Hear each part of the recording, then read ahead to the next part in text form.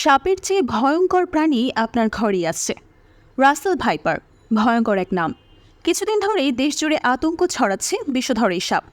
কিন্তু আপনি হয়তো কল্পনাও করতে পারছেন না যে সাপের চেয়েও বিপজ্জনক প্রাণী আপনার ঘরেই বসবাস করছে। বিশ্বজুড়ে কোনো প্রাণীর আক্রমণে সবচেয়ে বেশি মানুষ মারা যায় জানেন? অনেকের কথায় হয়তো সাপ থেকে শুরু করে বাঘ, সিংহ কিংবা কুমিরের নামও আসবে, কারণ এই প্রাণীগুলো যতটা ভয়ঙ্কর সে ধারণা সবারই আছে। কিন্তু এগুলোর কোনোটি এককভাবে সবচেয়ে বেশি মানুষের মৃত্যুর জন্য দায়ী নয়। বিজ্ঞান ও প্রযুক্তি বিষয়ক খ্যাতনামা সাময়িকী বিবিসি সায়েন্স ফোকাস 10টি প্রাণীর তালিকা তৈরি করেছে, যেগুলো মানুষের জন্য সবচেয়ে প্রাণঘাতী। আর বিস্ময়কর হলেও সত্যি, এই তালিকায় শীর্ষে আছে খোদ মানুষ। গত নভেম্বরে তালিকাটি প্রকাশ করে বিবিসি সায়েন্স ফোকাস। এতে সাময়িকীটি জানিয়েছে মানুষের জন্য সবচেয়ে ঘাতক প্রাণী হলো মশা।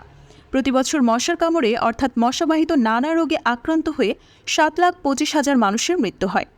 মশার পরই মানুষের জন্য সবচেয়ে বিপজ্জনক প্রাণী স্বয়ং মানুষ। বিবিসি সায়েন্স ফোকাস বলছে, মানুষের মৃত্যুর বিষয়টি বিবেচনায় নিলে টেকনিক্যাল মানুষই নিজেদের জন্য সবচেয়ে বিপজ্জনক। প্রতিবছর স্বজাতির হাতে প্রাণ যায় প্রায় 4 লাখ মানুষের।